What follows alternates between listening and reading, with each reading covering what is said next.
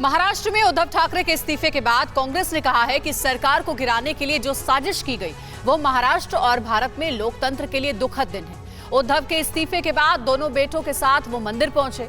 इस्तीफे से पहले उद्धव ने अपनी कैबिनेट की आखिरी बैठक में कई अहम फैसलों को मंजूरी दी, जिसमें औरंगाबाद और उस्मानाबाद का नाम बदलना भी शामिल है। उद्धव के इस्तीफे के बाद बीजेपी विधायक राम कदम ने कहा है कि सत्ता के लालच में बाला साहेब ठाकरे के सिद्धांतों से भटके उद्धव ठाकरे वसूली वाली सरकार का नेतृत्व कर रहे थे। महाराष्ट्र में मचे सियासी घमासान से जुड़ी खबरों के लिए देखते हैं महाराष्ट्र में महाभारत टॉप 9। महाराष्ट्र की सत्ता जाने के बाद कांग्रेस ने आधिकारिक बयान जारी कर कहा है कि राज्य में जो कुछ हुआ वो महाराष्ट्र और भारत में लोकतंत्र के लिए दुखद दिन है। लोगों के जनादेश को फिर से लालच, प्रलोभन, धमकी और धृत राजनीति, भ्रष्टाचार के बुलडोजर से ढहा दिया गया है। कांग्रेस ने अपने बयान में कहा है कि लोकतंत्र पर किए गए विश्वासघात की जाँच करने में अदालत नाकाम रही है। हर भारतीय के लिए रुकने और सोचने का समय है, क्या यही हमारे सपनों का भारत है।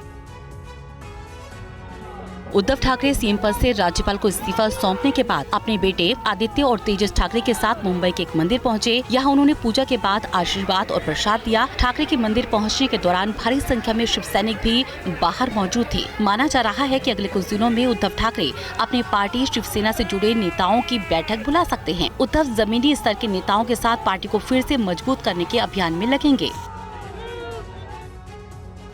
कल इस्तीफा देने से पहले मुख्यमंत्री उद्धव ठाकरे ने अपनी कैबिनेट की आखिरी बैठक की। इस बैठक में उद्धव ठाकरे के साथ मंत्री अनिल परब, सुभाष देसाई और आदित्य ठाकरे ही पहुंचे थे। इस बैठक को लेकर भी उद्धव ने अपने फेसबुक लाइव में कहा कि कांग्रेस के अशोक चौहान ने उनसे कहा कि अगर कोई दिक्कत है तो हम महाविकास अघाड़ी की सरकार से हट जाते हैं और बाहर से आपको समर्थन देते हैं, लेकिन मैंने कहा कि ऐसा नहीं होता। उन्होंने साथ देने के लिए कांग्रेस और एनसीपी को धन्यवाद दिया। उद्धव ठाकरे को पता था कि उनकी सरकार अब नहीं बचने वाली, इसलिए उन्होंने कल इस्तीफा देने से पहले अपने कैबिनेट की आखिरी बैठक कर कई अहम फैसले लिए, जिसमें सबसे बड़ा फैसला औरंगाबाद का नाम बदलकर संभाजी नगर और उस्मानाबाद का नाम बदलकर धाराशिव कर दिया। दोनों शहरों का नाम बदलने की मांग बहुत पहले से हो रही थी। इसके साथ नवी मुंबई एयरपोर्ट का नाम बदलकर भी डीबी पाटिल एयरपोर्ट कर दिया गया। उद्धव ठाकरे ने कहा कि उन्हें इस बात का संतोष है कि बाला साहेब ठाकरे ने जिन शहरों का जो नाम रखा था, आज हमने उनको वो आधिकारिक नाम दे दिया। महाराष्ट्र में सबसे बड़े सियासी खेल में मात खाने के बाद शिवसेना के मुखपत्र सामना के संपादक में औरंगाबाद और उस्मानाबाद का नाम बदलने के फैसले का गुणगान किया गया है। सामना में कहा गया है कि इस फैसले पर मुसलमान भाइयों को भी अभिमान होना चाहिए। जिस तरह से बाबर हमारा कुछ नहीं लगता था, उसी तरह औरंगजेब से भी हमारा रिश्ता नाता या खून का कोई संबंध नहीं था। सामना में कहा गया कि विपक्ष कह रहा था कि नाम बदलने से ठाकरे सरकार डरती है, लेकिन सवाल ये है कि फडणवीस सरकार ने पहले ये काम क्यों नहीं किए थे। महाराष्ट्र में औरंगाबाद और उस्मानाबाद का नाम बदलने के फैसले का समाजवादी पार्टी के नेता अबू आजमी ने विरोध किया है। महाविकास अघाड़ी की सरकार में सहयोगी रहे अबू आजमी ने कहा है कि वो इस फैसले की निंदा करते हैं। इसके साथ अबू आजमी ने उद्धव सरकार की आखिरी कैबिनेट बैठक में मुस्लिम आरक्षण के मुद्दे को भी नजरअंदाज करने पर सवाल उठाए। उन्होंने कांग्रेस और एनसीपी नेताओं को टैग करते हुए ट्वीट कर कहा कि इस फैसले से महाराष्ट्र का मुसलमान खुद को ठगा और दरकिनार महसूस कर रहा है। उद्धव सरकार की विदाई के बाद बीजेपी नेता राम कदम ने कहा है कि पूरे देश ने देखा है कि महाविकास अघाड़ी की सरकार वसूली सरकार के नाम से जानी जाती थी। ये सरकार फेसबुक की सरकार थी। सत्ता के लालच में उद्धव ठाकरे बाला साहेब के विचारों से दूर चले गए।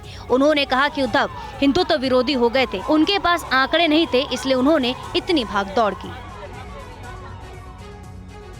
हनुमान चालीसा विवाद में सुर्खियों में आए महाराष्ट्र के निर्दलीय विधायक रवि राणा ने भी उद्धव ठाकरे पर निशाना साधा है। बीजेपी के साथ खड़े रवि राणा ने कहा कि मुख्यमंत्री को इस्तीफा पहले ही दे देना चाहिए था। उनकी बंद मुट्ठी में जो ताकतें थीं, वो खुल गई हैं। जहां हिंदुत्व के विचार छोड़कर कांग्रेस के विचारों पर सीएम चल रहे थे, रवि राणा ने कहा कि एकनाथ शिंदे गुट ने बाला साहेब के विचारों पर कायम रखने के लिए विद्रोह किया है।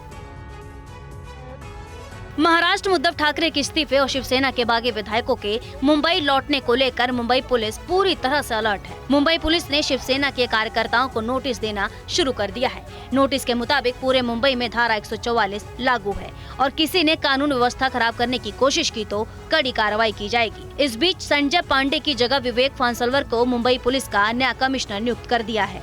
संजय पांडे आज रिटायर हो रहे हैं।